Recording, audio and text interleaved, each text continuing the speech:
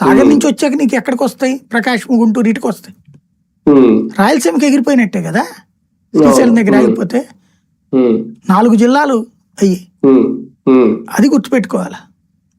అవును అవును సార్. ఒకటి రైతుల విషయంలో ఇప్పుడు చంద్రబాబు నాయుడు గారు రాజముద్రతో కూడిన పాస్ పుస్తకాలు అయితే పంపిణీ చేస్తున్నారు వరుసగా. ఇప్పుడు కూడా ఈ రోజు కూడా కార్యక్రమం జరుగుతుంది.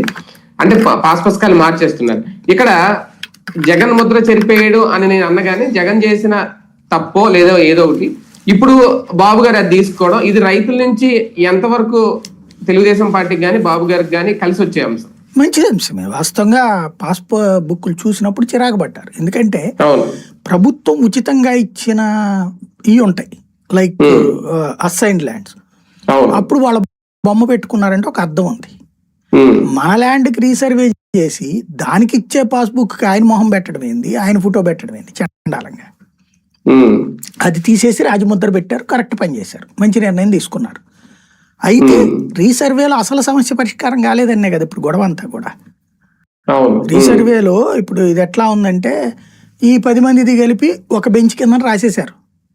ఒక రోడ్డు ఉంది, ఆ రోడ్లో ఉన్నటువంటి 10 మందిది కలిపి ఒక దీని కింద రాసేసి, ఒక నెంబర్ కింద రాసేసి అందులో దీని కింద యాడ్ చేశారు. అప్పుడు వాళ్ళ భూమిలో కిందకి వస్తుంది. అది తలనొప్పులు గొడవలు.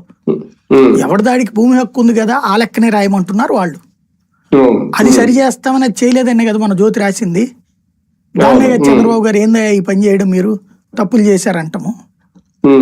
ముందు రీసర్వేకి సంబంధించి బ్రిటిష్ వాళ్ళ టైంలో దాదాపు 7-8 అడుగుల లోతున ఉండే రాళ్లు తవ్వారు.